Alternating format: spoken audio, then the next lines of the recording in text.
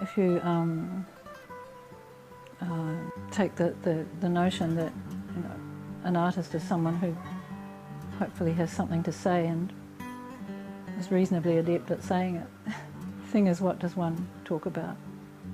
It seems to me quite an important issue. At my age, dare I say, I don't feel I can really waste time talking about things that are unimportant in the end, in the long run. It's more about finding that kind of resonance that makes life really worthwhile.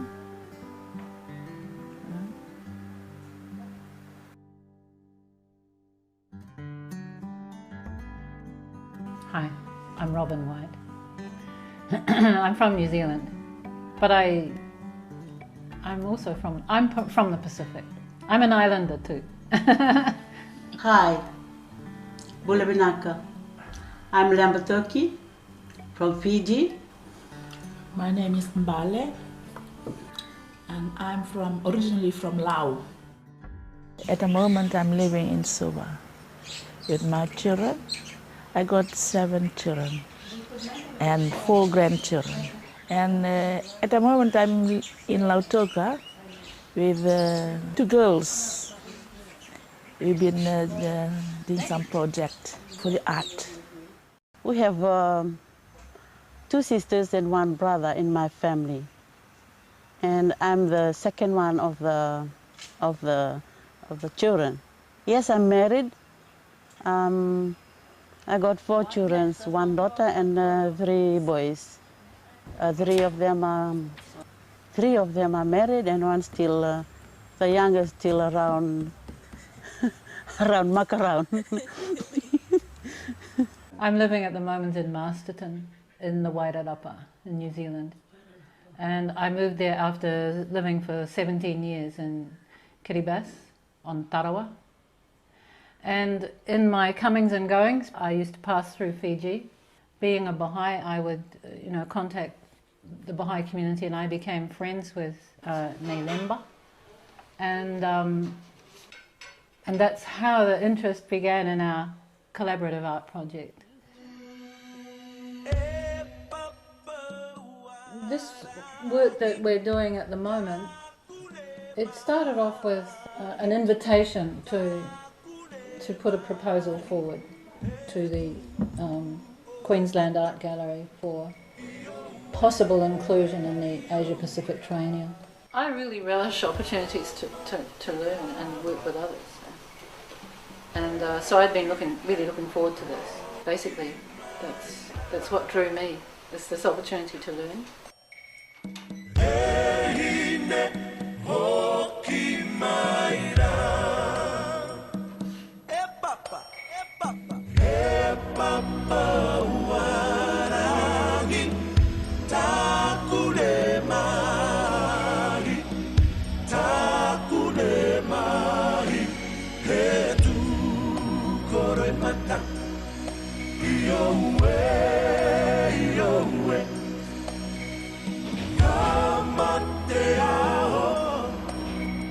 I wish sometimes there was more than 24 hours in a day. Sometimes I resent having to go to sleep at night. I mean, I know I need sleep, but it's hard to sleep when there's so many things to think about. Certainly I don't get bored. I don't find myself wondering, what can I do? What am I going to do? Or, as an artist, what am I going to talk about? Man, there's so much to talk about. One of the things that I learned as an artist in New Zealand, working in New Zealand, was how to screen print, to do screen printing. And so I had already had some experience working with stencils, cutting things out and printing with them. And When I was travelling backwards and forwards from Tarawa to New Zealand or Australia, I would often find myself in the transit lounge at Nandi Airport. And in the transit lounge are these magnificent examples of Fijian tapa, very fine tapa.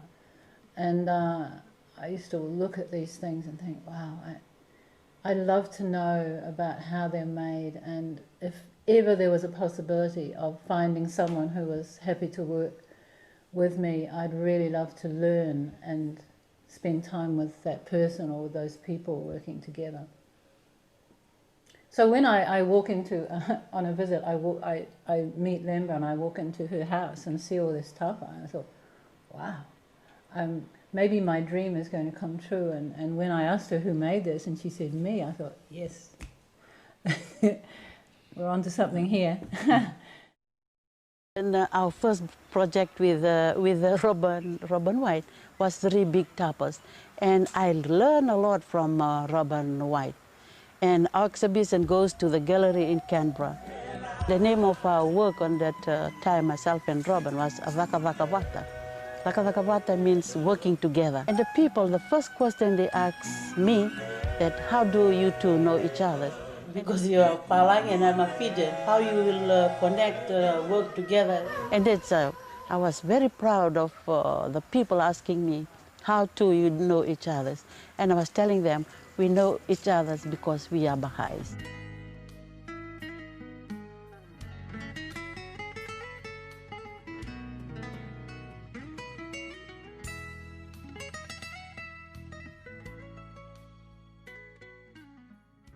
As Leba described, we worked together in New Zealand, but I used to come through here, you know, I continued coming through here regularly, and sooner after completing our work in New Zealand, I was at a gathering, a Baha'i gathering in Suva, and that's where I met Bale, and we were talking about the work that we had just completed and how I really was keen to do some more work. So we consult.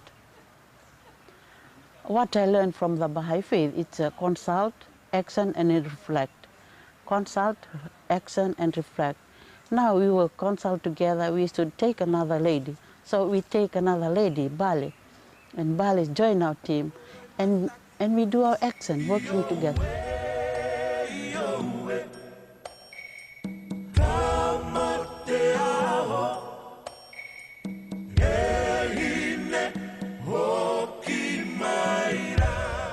It started off with an invitation to put a proposal forward to the Queensland Art Gallery for possible inclusion in the Asia-Pacific Triennial. I was travelling through Fiji again on my way backwards and forwards from Kiribati to New Zealand. I had a conversation with Leba about this, and we sort of developed some ideas around the idea of Lautoka city being Sugar City. One of the alternative names for Lautoka is Sugar City because there are 4 sugar mills in Fiji, and the largest one is in Lautoka.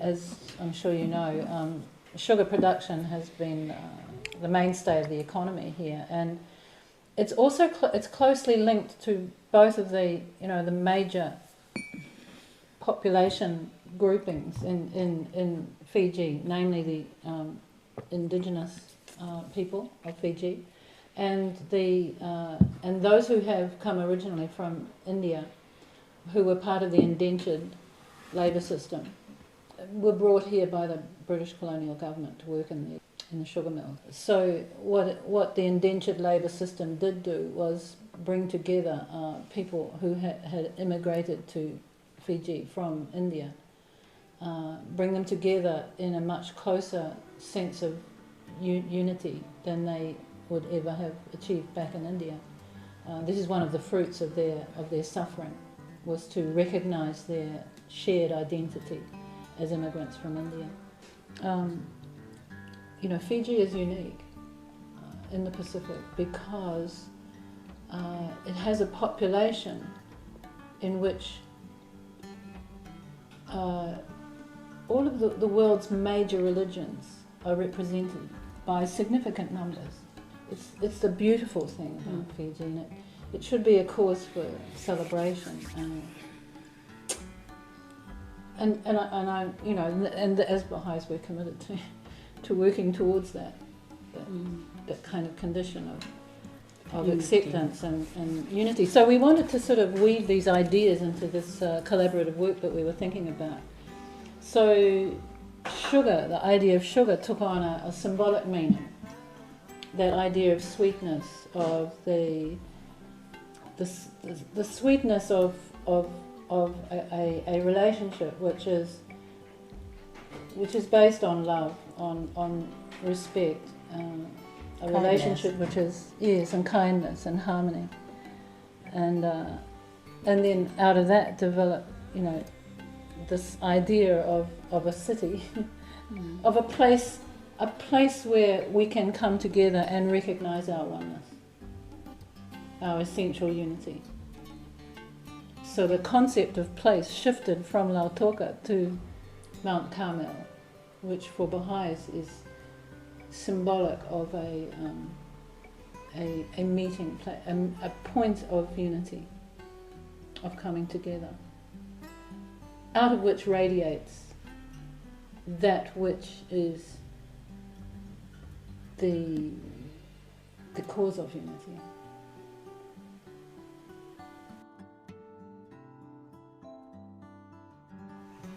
Our team, us three girls, we started working early in December. We worked together, consulting as we went. You know, the work really grew. So it's interesting looking at it and thinking, how did we arrive at this? It's sort of miraculous in some ways. And so we started working early in December, and we worked for a couple of months. And at the end of that, we decided we've really come up with something here, but we need to do it again. Because of our feeling that what we were saying meant so much to us that it really needed to be said with the highest attention that we could muster to excellence, both in terms of the materials and in the way in which we used the materials. Because we felt conceptually it was really a gift to us, really, and that we needed to honour that gift by exerting ourselves to produce something of the highest quality that we could. So we decided to do the whole thing again, and we started our second working together on this one that we're looking at here.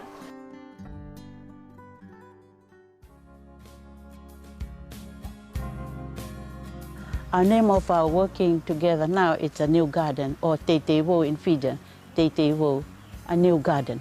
The meaning of the piece of tapa that we've been making, it's about we coming together, the oneness of mankind. In our old religion, we're still fighting, we're still hating each other, and we still... and nowadays, one new manifestation named Bahá'u'lláh means the glory of God.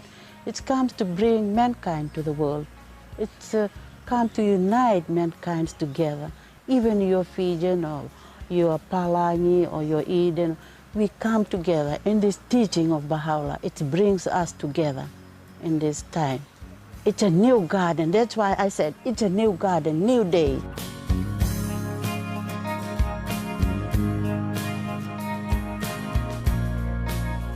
You can see the 6 doors in our tapa, which represent all the prophets of God. Sarasta, Krishna, Buddha, Moses, Christ, and Muhammad.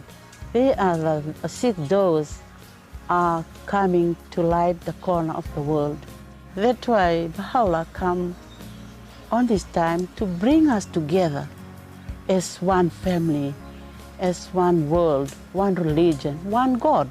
So we should think about that nowadays, coming together or working together or eating together. It's very powerful.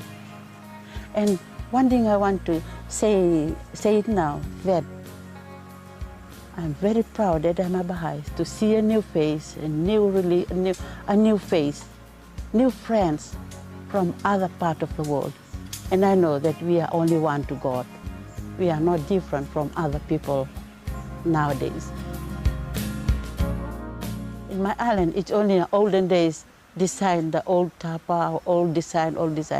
But now in this tapa, we are putting a new new garden to the design of the tapa. So now is a new day, new garden. 12 feet by 8 feet. 12 by 8.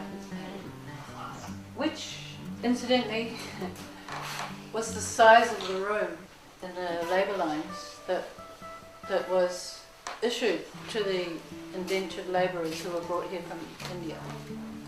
12 feet by 8 feet. If you were a couple, that's your entire life was in 12 feet by 8 feet. If you were single, you had to share that space with someone else. Everything you own had to be confined within that space. So that was another reason for this dimension. But here it takes on a new meaning. Here there's room for all. The other thing we were doing in this tapa is rendering the terraces on Mount Carmel in day and night. Day and night. So night down to the day. Even in the night time it is lit. It is never dark.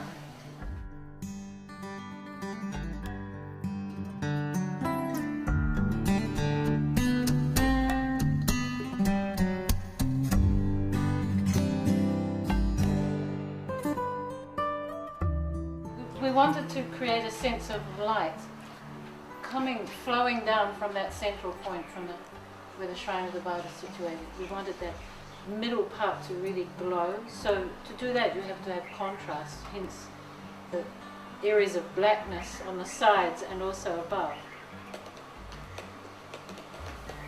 These are actually the little, what do you call them, grids that you see on each terrace where the channel of water runs underneath them. So there are a lot of the features here actually relate directly to the terraces. And these are the date palms that grow on every terrace.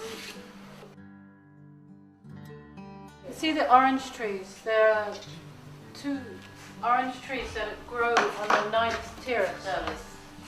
And these orange trees were planted from seeds taken from the orange trees that were growing at the house of the Bale in Shiraz.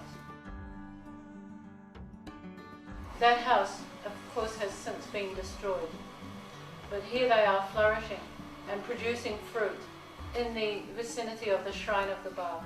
When you go there, you see the flocks of birds flying above. It's so beautiful. And Baha'u'llah talks about the birds of the hearts of men being attracted to God. So this is the meaning of the birds. In developing this artwork, I shared with Bale and Leba some of the things that I had discovered in my research into the symbolism of the terraces, and also how that symbolism relates to both Eastern and Western concepts of paradise. And the fact that, in fact, it's interesting, I discovered that the word paradise that we're used to in English actually derives from a Persian word, meaning a garden. And also, so that's why in this work you get symbolism which relates to, for example, Christian symbolism that we associate with paradise, or with spiritual concepts such as the octagonal shape, the 8-sided shape down at the bottom of the terraces, where there's actually a pool at the bottom of the terraces, and it has 8 points to that star. The symbolism of the octagon being that attempt to find the connection between the spiritual world and the material world, the squaring of the circle, basically. That's the symbolism that it has in Christianity. Baha'u'llah, he describes the city of God, the celestial Kaaba, and he mentions the city of tulips and hyacinths. So we put them in the Kaaba. And the jackals, the wild jackals that live on the upper terraces. There are also snakes. You know, every paradise has its snake. Images that can be included that symbolize spiritual concepts that are at the core of Hinduism and so on. So hence the lotus, which is a symbol that also, you know, as Baha'is we recognize, as Leba explains, that symbol of transformation from the material world to the divine world, spiritual world. We've combined, as you can see, we've combined traditional Fijian patterns from Mode, along with other things that I drew up and cut stencils for them. For example, the pineapple was a pineapple that was sitting on the table at Lemba's house, so I drew it. I ended up in the tapa. These lights along here, there are 12 of them, and they came to represent for us the 12 days associated with the festival of Rizwan, beginning April the 21st and continuing till May the 2nd. It's a very special time for Baha'is, and that's the time when, among other things, we elect our spiritual assemblies, of which there are 9 members, so there are 9 shells here, 12 lights and 9 shells. And the sugar cane, we took the sugar cane factories from Fiji to the foot of Mount Carmel and the terraces. But you know, Baha'u'llah talks about work being worship, and this concept that, you know, the purpose of our lives is to engage in meaningful work, and that any work done in the service of humanity is counted as an act of worship. So as Baha'is we see this natural, a seamless parallel between the two worlds. They're not separate, they are intermingled, the spiritual world and the material world. They complement each other. They are meant to work in harmony. People come, 3, 4 people come, we stand up and be friendly with them and start to explain our beautiful tapa to them, the big one. So when they stand up, they really respect the way we stand, and they respect the way they stand, and we explain the tapa to them. And they said, this is right and big learning to us, this is very good. And we know that the tapa can do the teaching or meaning of the... So in other words, the idea that tapa can tell a story. Yeah. I remember you saying this is new. People saying, oh, this is new. The lady said, this is very new to us, the tapa. Working together is very powerful. It's a big learning to be with a group, working together, giving our ideas together, sleeping together in one room and share what we... And before we go, early in the morning, the first thing we say our prayer. When we start, we don't know each other, like we don't patient each other. And through our prayer every morning, it really make us strong. And sometimes it's really hard. And through every time we read the quotation, we say our prayer every morning, we do a consultation. Every day come, we learn. When we finish, tears come to ourselves.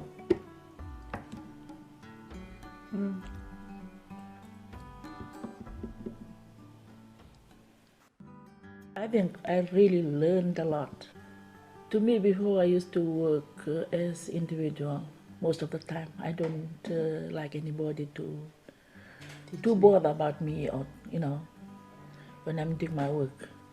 But when we work together as a team, so I start to realize what love is, and also that unity, that we can work together. It's something I've learned in our working together. Like, you know, when I'm staying home, and I always have, you know, like short-tempered. But when we're working together, I really learn a lot about it.